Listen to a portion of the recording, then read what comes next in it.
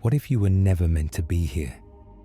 What if the deepest truth about your existence wasn't written in scripture, but erased from it? Imagine learning that your soul didn't originate on earth, that you're not a creation of this world, but a refugee from another realm. A realm so luminous that this material existence is merely its shadow. The ancient Gnostics knew something deliberately buried by institutional power. Humanity didn't fall from grace through disobedience. We fell from fullness through forgetting.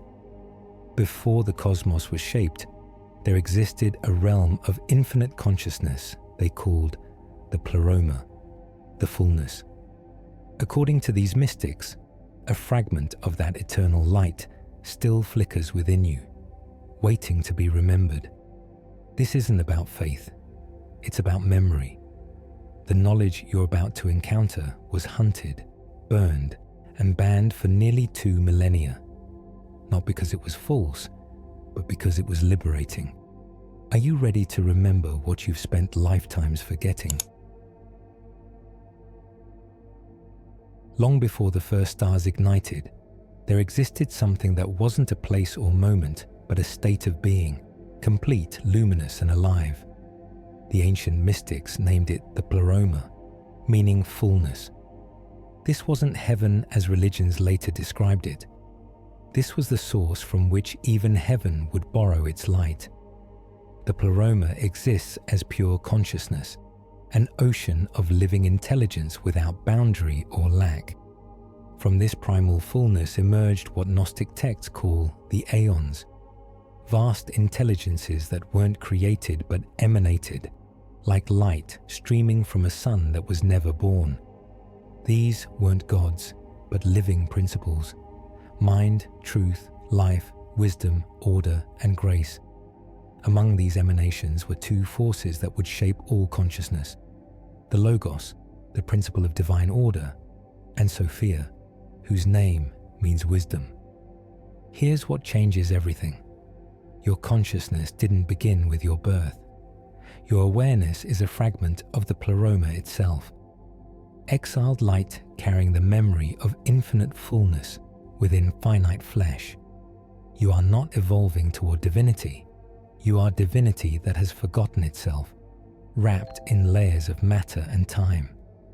Every moment of transcendence you've experienced wasn't you reaching upward.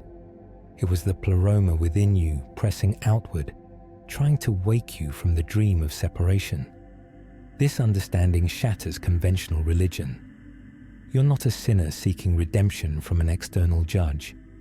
You're an exile seeking the way home to a kingdom you never truly left. The barrier between you and the Pleroma isn't moral, but amnesia that must be dissolved through recognition. In the harmonious unfolding of the Pleroma, something unprecedented occurred. Sophia, the Aeon of Wisdom, chose to emanate alone, to act without her divine counterpart. This wasn't rebellion. There was no sin in the Pleroma, but an action outside the established pattern.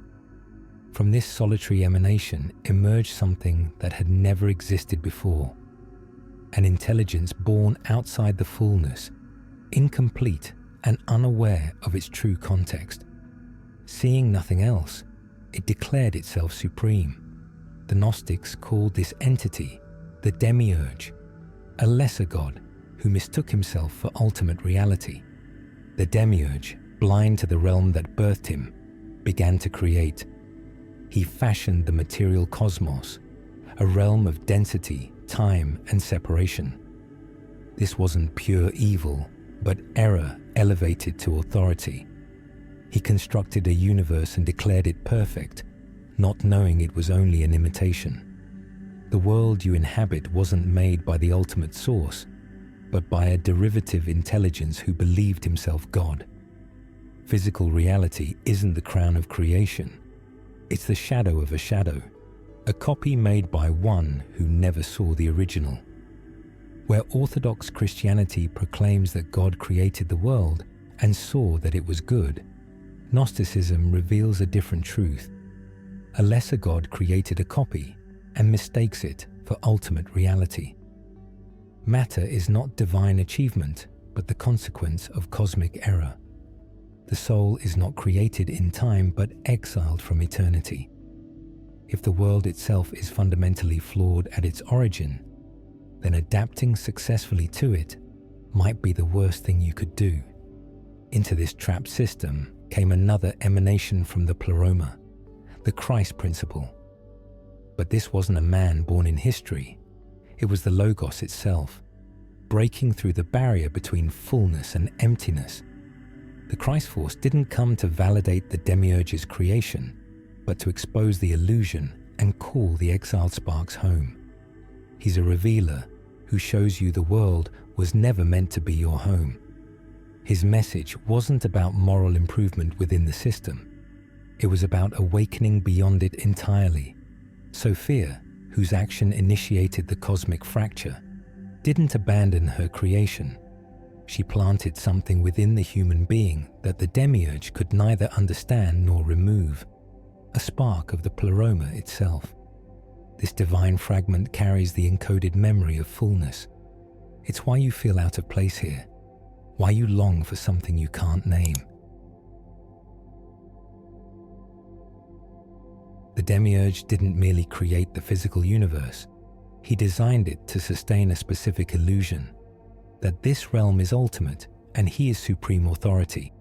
To maintain this deception, he employed what Gnostic texts call the archons, lesser rulers who govern the mechanisms of forgetting. They function through the architecture of material existence itself. The body's endless demands, the mind's constant noise, society's relentless pressure to conform and distract. Your body constantly pulls consciousness downward. It hungers, aches, desires, fears death. These are features of a system designed to prevent you from looking within. A soul preoccupied with physical survival has no energy for spiritual remembering. Beyond the body lies an even more sophisticated trap, the prison of belief. The most effective cage is the one you can't see. The demiurge installed religions that worship him as the only God, casting the true source as distant or non-existent. When you bow to the architect of your prison, you never search for the exit. Your mind is bombarded constantly. Sensation, obligation, entertainment, fear, pleasure, information. This isn't random chaos, but systematic prevention of the one thing that threatens the demiurge's control: silence. Modern civilization has perfected this mechanism. The architecture of distraction is the most refined expression yet of the demiurge's fundamental strategy. The demiurge doesn't just imprison, he imitates. He creates counterfeit versions of spiritual truth to misdirect the awakening soul. He offers morality instead of gnosis, ritual instead of recognition, faith instead of direct knowing. In this trapped system, your existential discomfort isn't a psychological disorder, it's a spiritual signal. The unease you feel isn't pessimism or depression. It's the pleromic fragment within you rejecting the counterfeit reality. Only something that has known fullness can feel the ache of emptiness. The Gnostics didn't create their cosmology in a vacuum. They drew from Greek philosophical traditions, particularly Platonism, which had already mapped the distinction between eternal forms and imperfect material copies. When Plato described the cave, where prisoners mistake shadows for reality, he articulated what the Gnostics would later frame in mythic language. We don't see true reality, we see an imitation. Plato taught that beyond our sensory world exists the realm of forms, perfect eternal templates of which all material things are inferior copies. The Gnostics pushed this framework to its mystical conclusion. If the material world is a shadow of higher forms, what is the source of those forms? Their answer: the Pleroma, the realm from which all forms, consciousness, and being emanates. Where Plato posited forms, The Gnostics described living emanations, not static templates, but dynamic intelligences. Plato spoke of a demiurge in his dialogue Timaeus, a craftsman god who shapes the material world. But Plato's demiurge was benevolent. The Gnostics inverted this. Their demiurge doesn't know the forms exist. He creates blindly and mistakes his flawed creation for perfection. This is the crucial Gnostic addition. The material world isn't just an inferior copy. It's a copy made by one who never saw the original.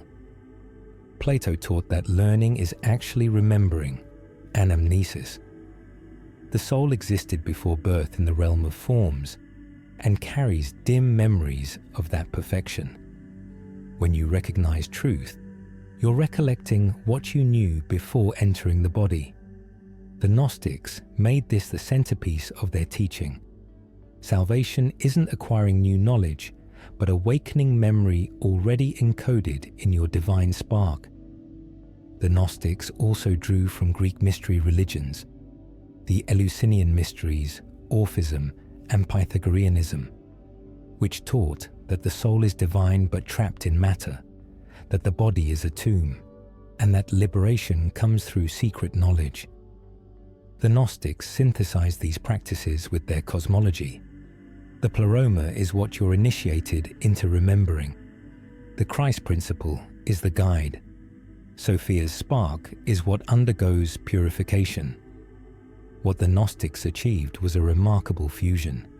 They took the logical rigor of Greek philosophy and clothed it in the emotional power of myth. The Pleroma isn't just an abstract concept. It's a living ocean of consciousness.